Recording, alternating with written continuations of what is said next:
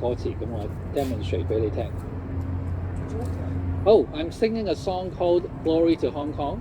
Oh. And the details are on the same website, glorytohongkong.ca. Did you know that the president of China, Xi Jinping, banned a song? I think I heard about that. Thank you. You've heard of the news. The song is called Glory to Hong Kong. It's the informal national anthem that the Hong Kong people, they made the song. They wrote the song. Because ever since 2020, Xi Jinping's been really cracking down on like the Hong Kong independence movement. Yes, correct. And so I am doing a live cast on YouTube singing the song, and I actually rewrote the English lyrics to the song. Really cool. So this is my own version of the English lyrics, and I'm teaching people online how to sing that version. Well, what's your YouTube channel called? I have a website. Glory to Hong Kong. Yes, and everything is on there, including the Cantonese lyrics, the English lyrics, a little background of the history. Yes, and I deliberately chose this background because another Chinese president back in the year 1989, you might have heard of Tiananmen Square. Yes, I have. The students were protesting, and the government, Chinese government, came in and killed many of the students. Yes, I did a project in high school. Oh, project. thank you for doing that. Yes. As long as the truth remains out there, like X-Files, Mulder, the truth is out there. Tiananmen Square was fucking horrible. It is. And this is the 35th year after it has happened. 1989, 2024. So not really celebrating anything. We're commemorating the 35th year of that incident. This plaque actually has been here since 1992. The plaque is on top, and on the bottom is a sign with some descriptive words, but it's covered by the grass. That describes what this is called the broken bicycle. Right. Yes. Yeah. Everything's on Wiki. You know, it's like a symbolic of the bicycle. It's a tank running over the bicycle. That's why it's been completely destroyed. But what is your interpretation? I don't know. I mean, when I think of a bicycle, I think of like a convenient way for like students and children to get around. Like it's usually used that. Yes. And I see like it's being clearly destroyed by some kind of heavy machinery. So I see like it is a symbolic representation of the voice of youth being crushed by the state. There are many things happening on campus. I understand that. Yes. No, back in those days in the 80s, no one was rich enough except the top 1% maybe in China could own cars. I exaggerate, okay? The statistics are all online. But most people traveled on bicycle. So the people's transportation was bicycles. If you Google old China and you see millions, hundreds of thousands of bicycles, that's like the economy at that time. Yes. So why are you on campus? Are you with... Yes, I am part of the student protesters. Okay, so you have been sleeping on campus for how many days? About 2 weeks now. Okay, this is a mic. I don't know which camera it goes to, but... really not supposed to talk to media. Oh, I'm not media. Okay, yeah, fine. You know what? I'm not media. media. It's a small website. Yes, it's a little website. I don't want to say too much because, you know... So what I have heard is that the president of the university is asking everyone leave tomorrow, Monday. Yes, 8 a.m. tomorrow. What's going to happen? We don't fully know what's going to happen, but we're preparing for the worst. You know, there might be a police raid on this area tomorrow, Monday. All night tonight. I'm going to be out scouting to make sure that if we have police arriving, then we'll have like forewarning. And what is the response? Obviously, the students must be currently having meetings, or they're discussing. We have a response plan, but if it's all the same to you, I'd rather not like. Oh yes.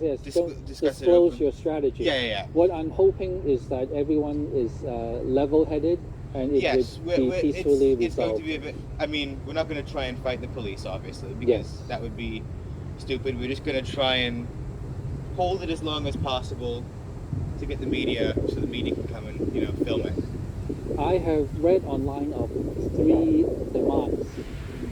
Do you know what those are, or are there other 3? The ones I hear most are disclose, divest. I don't know the third one. Oh, okay. Does everyone agree with the three requests or demands from the students that's giving U of T? Yeah, disclose, divest. Yeah, that's like. So the first one is disclose if U of T is doing any academic studies with Israel. Am I correct? Okay. Yes. And number two, divest, meaning you want it stopped completely or what?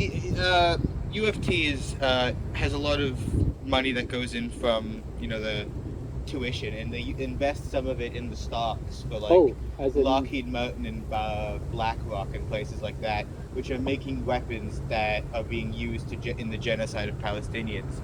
So our demand is that they stop investing in. Oh, your camera's wrong. Oh.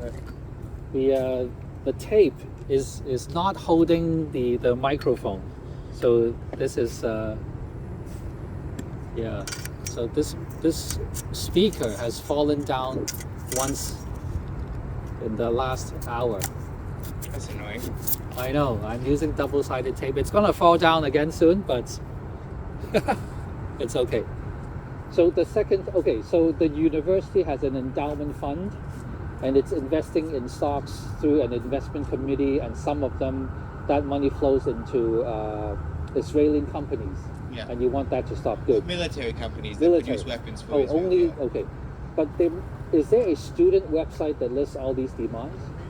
I don't know. I'm not really part of the demands people. That's fine too. I mean, I'm sure Google has it. And the third one is they're asking that the academic transfer of students relationship between U of T and Israel stop or something like that. Yeah.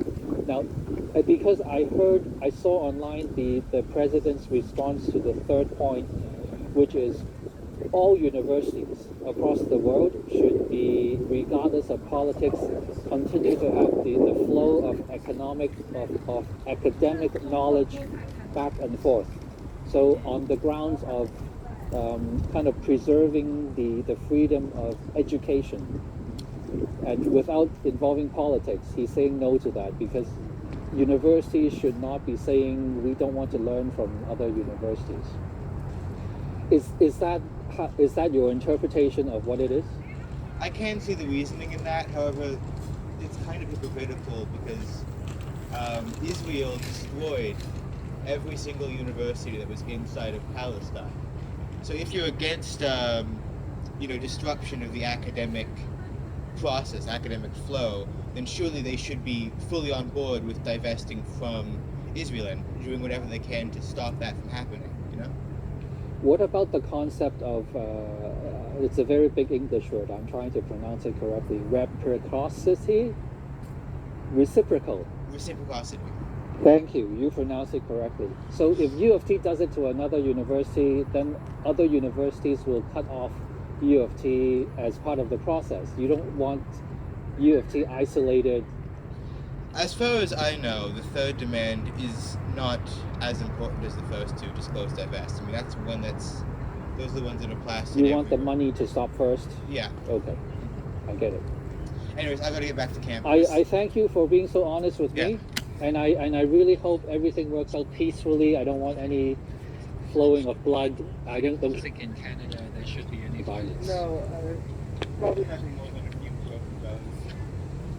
And a few good stories to tell, but this issue, I believe, will be ongoing for years and decades to come. Yeah. You are the future. You are the young people of Canada. It's up to you to express yourself and make sure that Justin Trudeau understands and responds in a way and have a dialogue, so that this that happened in China doesn't happen in Canada. Okay, what's your first name? I'm not sharing. Whatever. Okay, thank you. Thank you, young man. Woman. Young lady. Thank you. Good luck. All the best to you. Thank you very much. 多謝頭先 U of T 一位學生佢同我解釋咗點解佢喺校園裏邊嘅抗爭活動。咁不論你同意或者不同意佢所講嘅事情啦，咁我自己亦有我自己嘅私人嘅意見。但係我支持嘅就係 and I will defend to the death his or her right to express his opinion or her opinion， 呢個係佢自己嘅自由嘅民主嘅權利。OK， 翻去 Glory to Hong Kong 嘅英文版。